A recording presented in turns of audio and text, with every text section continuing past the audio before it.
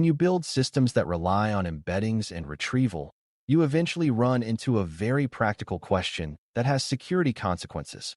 Where do we store these vectors, and how do we search them quickly without creating a new leak path?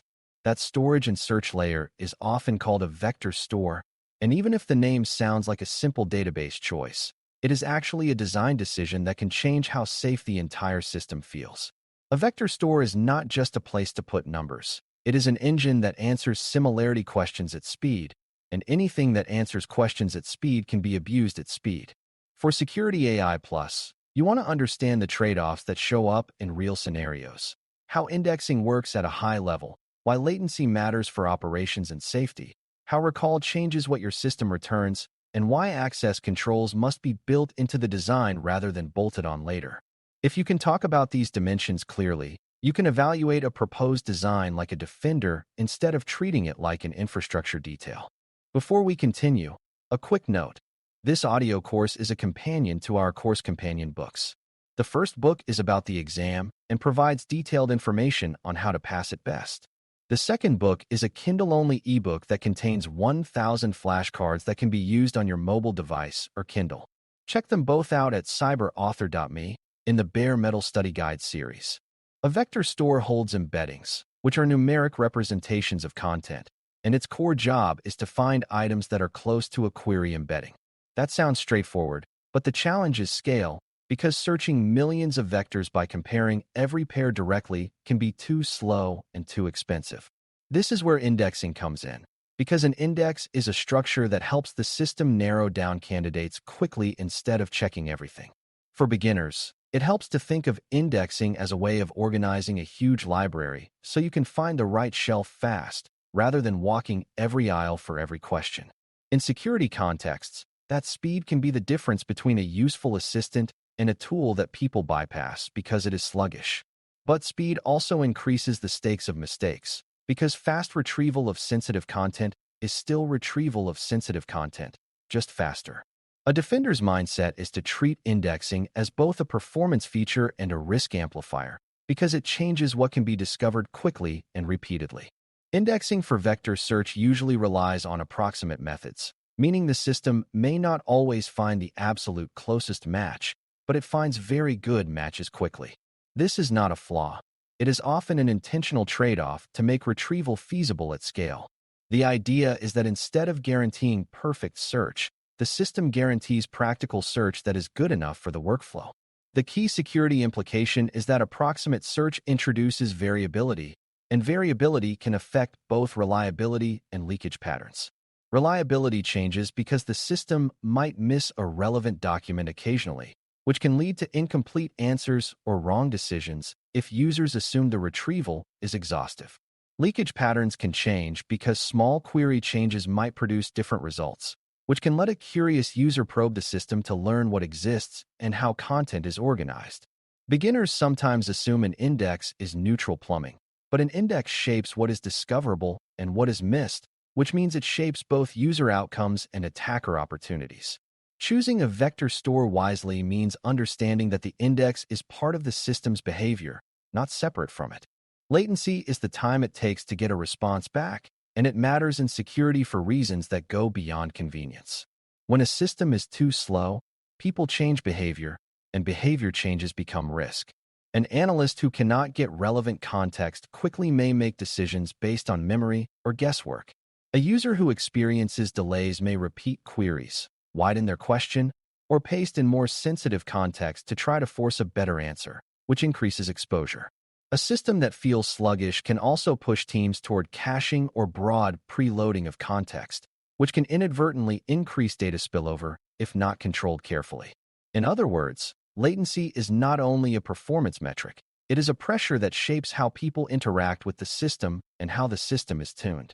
Low latency can improve safety by keeping users within the intended workflow, but it can also enable rapid probing and rapid extraction if access controls are weak.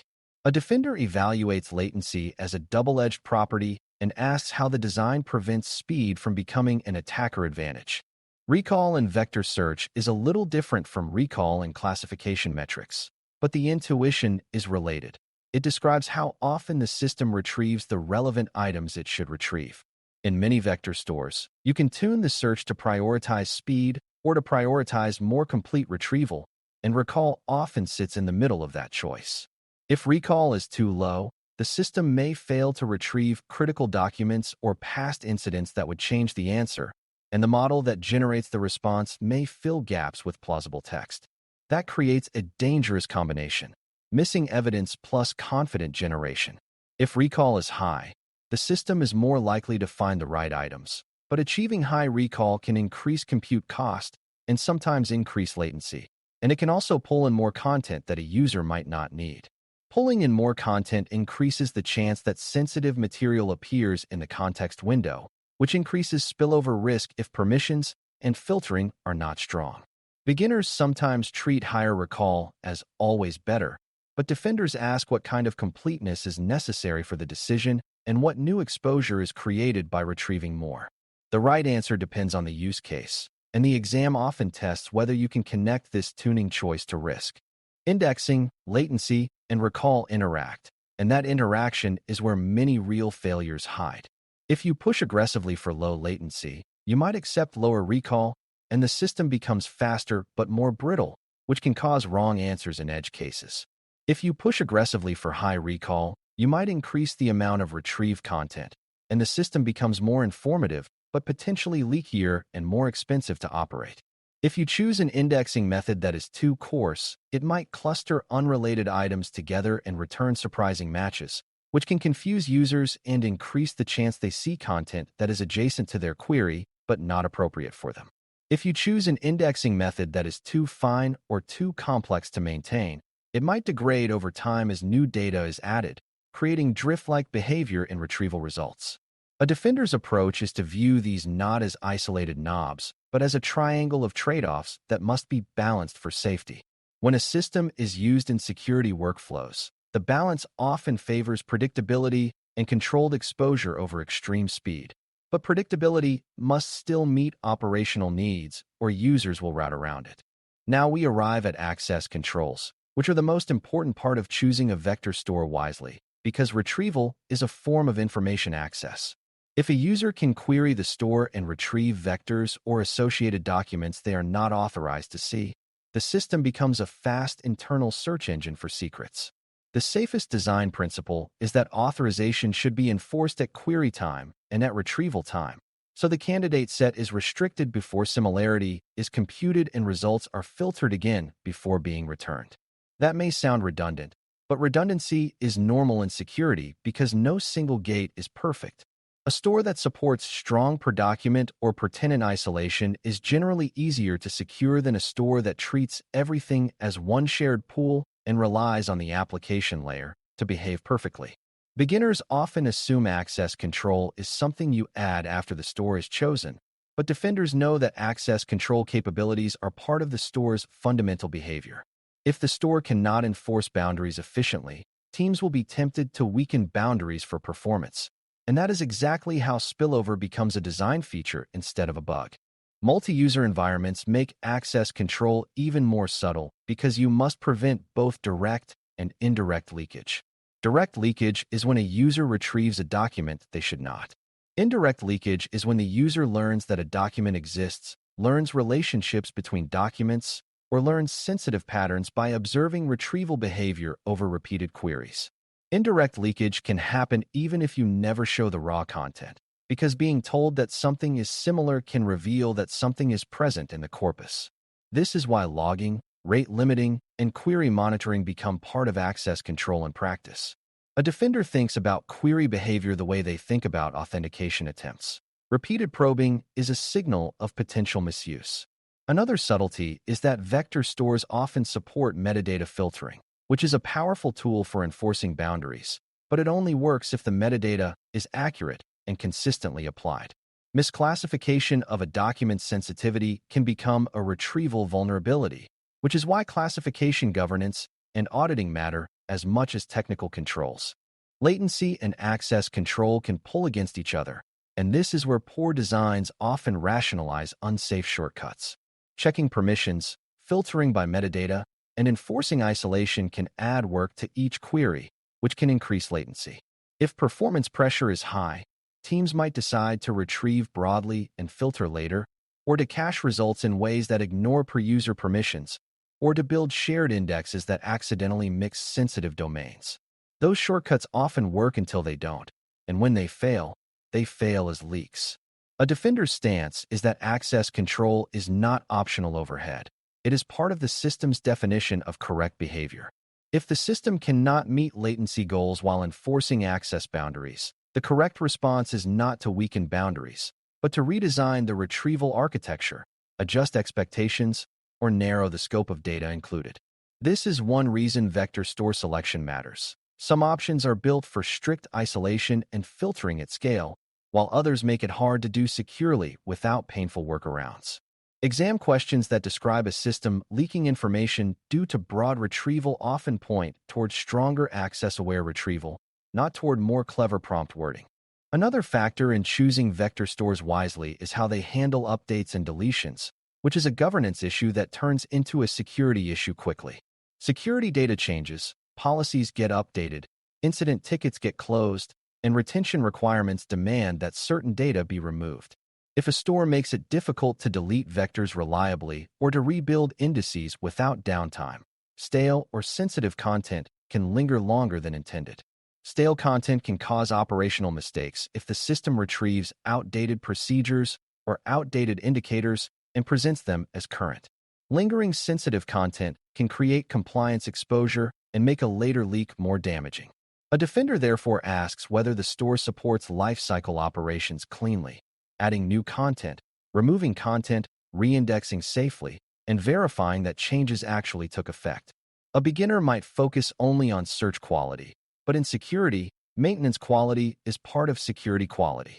If you cannot maintain the store under real operational conditions, you cannot trust it as a dependable component. You should also think about segmentation strategies, because segmentation reduces blast radius and improves control even when the underlying store is capable. Segmentation can mean separate indexes for separate sensitivity tiers, separate stores for separate business units, or separate namespaces for separate customers if the system is multi-tenant. Segmentation can improve access control because fewer items are eligible for retrieval in each context, which can also improve performance and reduce leakage opportunities. The trade-off is that segmentation adds operational complexity because you must manage multiple collections, consistent metadata, and clear routing of queries to the correct segment. From a defender perspective, that complexity can be worth it if it prevents cross-boundary retrieval and limits what any single compromised account can access. In exam scenarios, when you see a system that mixes too much data in one retrieval pool, the safer redesign often involves segmentation and least privilege, not just better filtering rules. Segmentation is an old security idea applied to a new search mechanism, and it remains effective because it reduces the surface area of mistakes. Vector stores also create audit and monitoring requirements, because retrieval behavior is a powerful signal of both normal use and suspicious probing. A well-designed system records what was queried, what was retrieved, and which identity made the request, while protecting those logs as sensitive records in their own right. If logs are too sparse, you cannot investigate abuse. If logs are too detailed and poorly protected, they become another leak source because they can contain snippets of sensitive queries or references to sensitive documents.